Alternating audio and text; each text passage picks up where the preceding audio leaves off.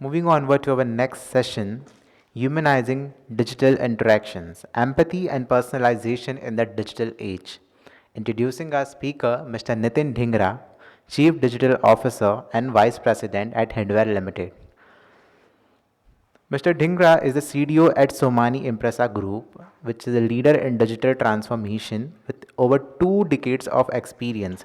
His strategic insight led to groundbreaking solutions like plumber influence management, data lake, CDP initiatives, earning him prestigious titles and recognition in industry publications. A huge round of applause for Mr. Nitin Dhingra. Am I audible? Thanks. Thanks, Gain Skills teams. Thanks, Nehal, for calling me. Let me start with two small stories. First one goes back decades back when I was student. That time, I'm sure you all can correlate, some of you at least, that there used to be kids who used to ask question and others like me couldn't even comprehend what they are asking, though they were asking from the subject only. And come today, I think the most intelligent people or the highest IQ people versus the ones who are not so good, they are just a few clicks on some of the open AI tools away from each other. So the knowledge has become very democratic. The intelligence, while we can argue, can be attained, but the thing which will carry forward most of the students from here to the future is their emotional intelligence. While we may argue, but this is one of the strong phenomena, and there are research also which will support to this.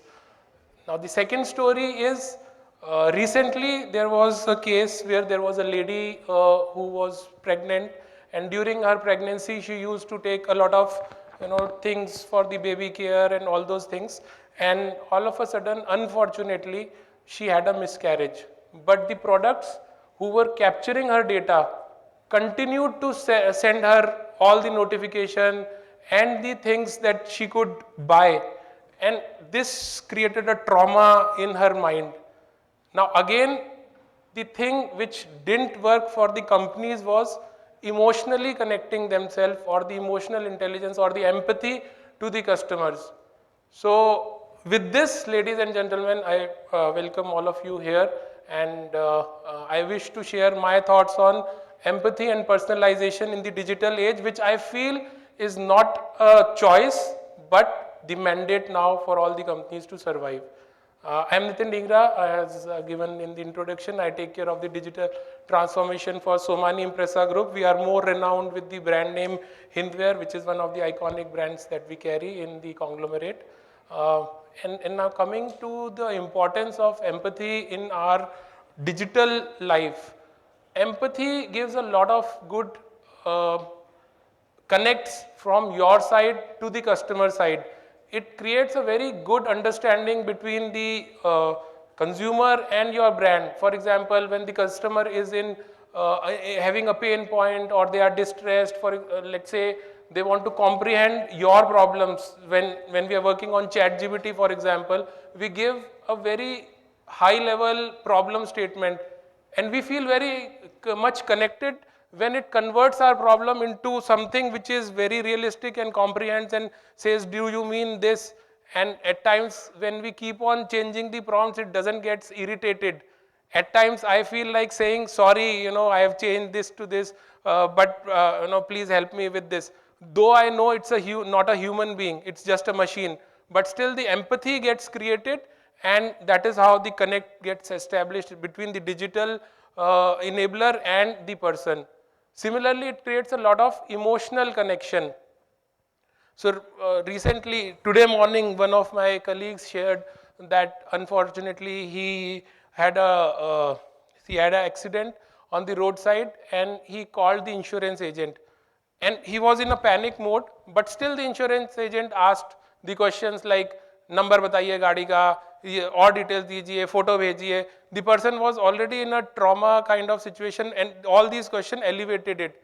The same person was sharing the experience that when the same thing happened some time back and a chatbot was there, the first thing the chatbot asked was, are you okay? Is this the right time to ask the question? Hope everybody in the family is safe, and then they triggered the question. So it created an emotional connect between the two, and that is how you feel more connected emotionally, and empathy, if you input in your system, such things come into picture. And then enhanced engagement, I think we all know Netflix or Amazon, they use a lot of data and machine learning to predict the behavior and create an engagement using empathy with you.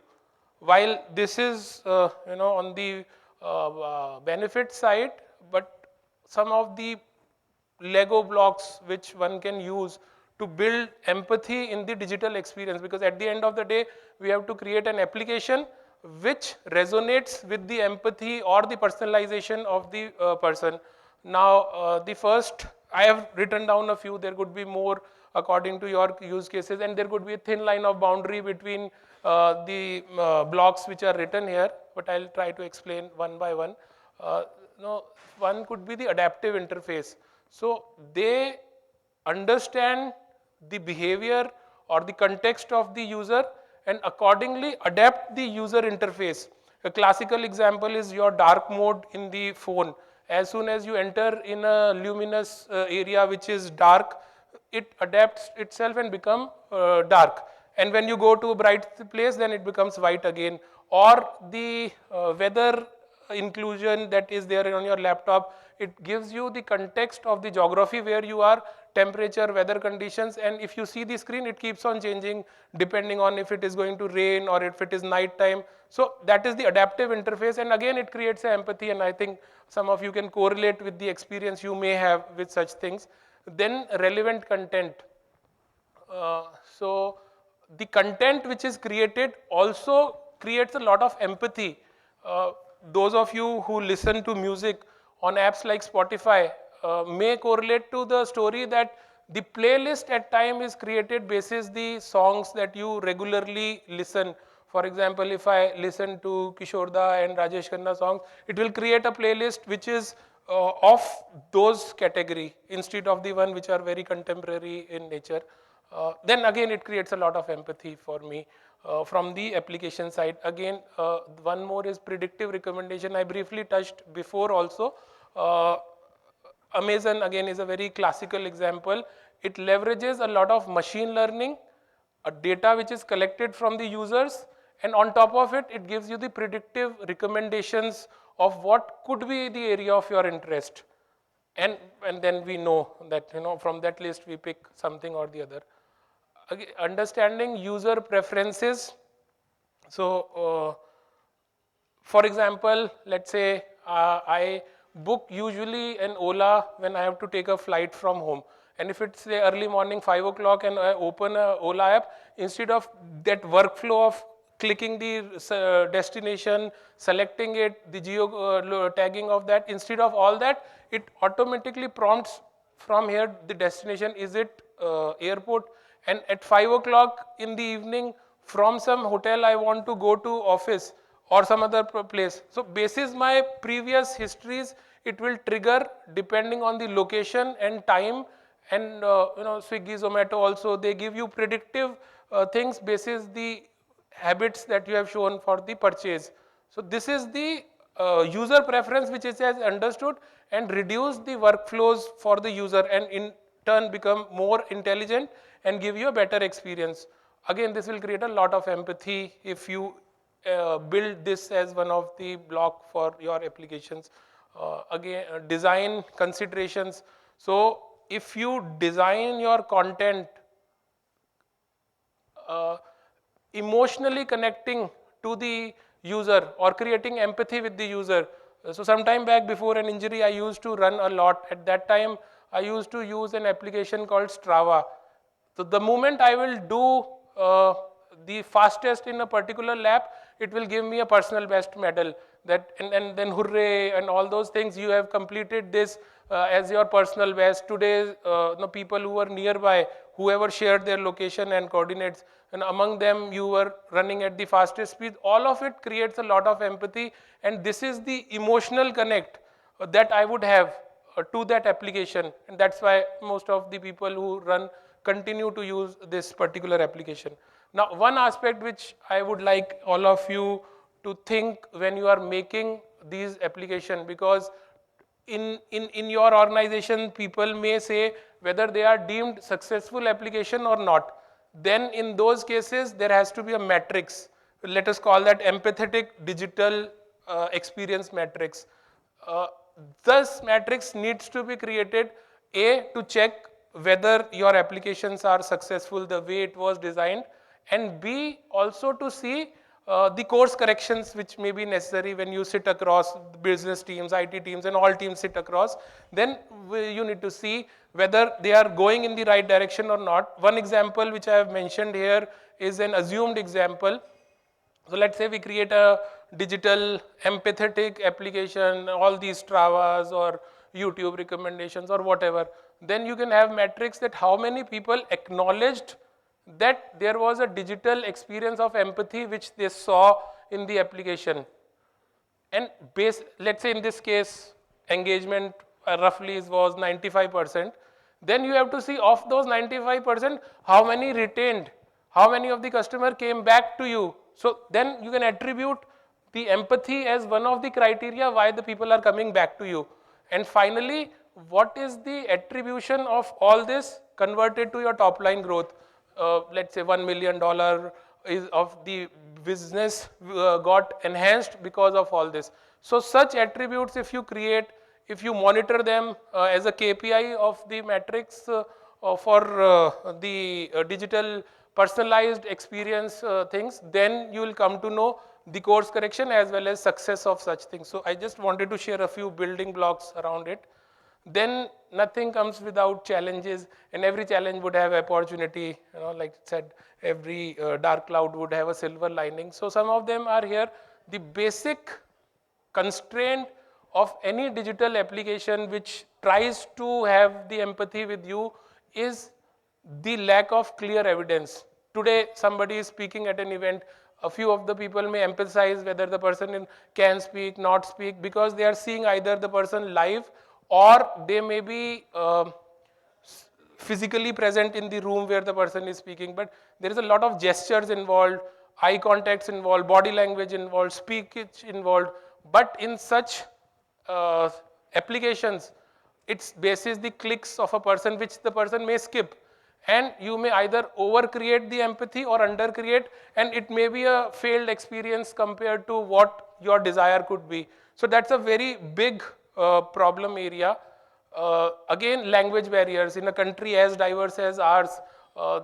uh, if you create something in English and you convert it in Hindi, and I think you must have observed it when you use multilingual chatbots, it creates at times, it may create a tarnished image, and that could be a turn off for you to go back to that.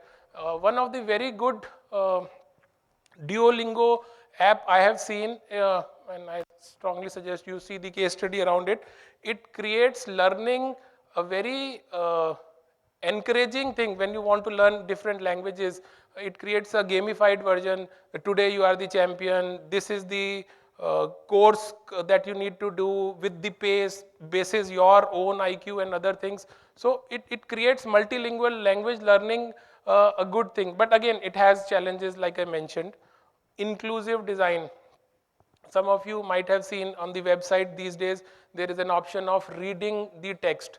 So that is for including all kind of people who may be differently abled to be included in such things.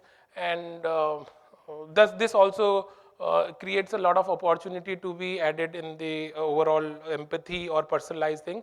And then emerging technologies also play a vital role.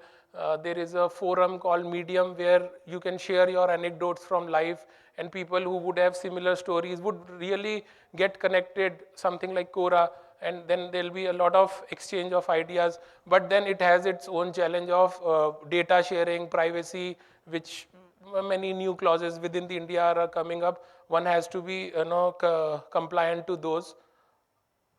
Again, I see just a few minutes left, so I'll be quick.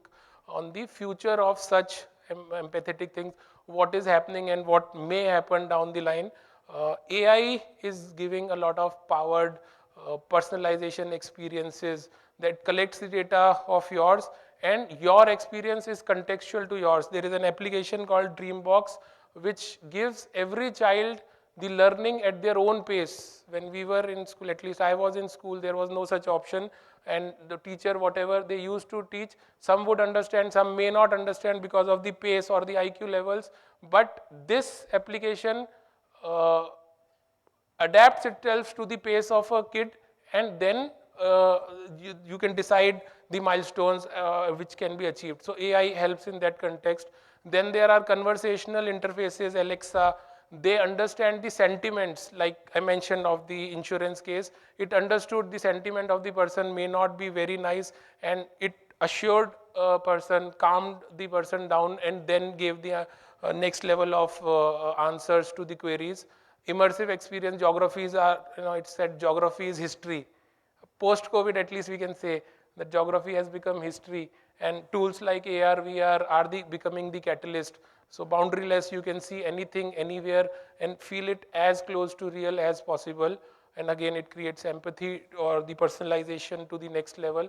And then there are connected ecosystems like devices and services which would be there, which will feel everybody connected.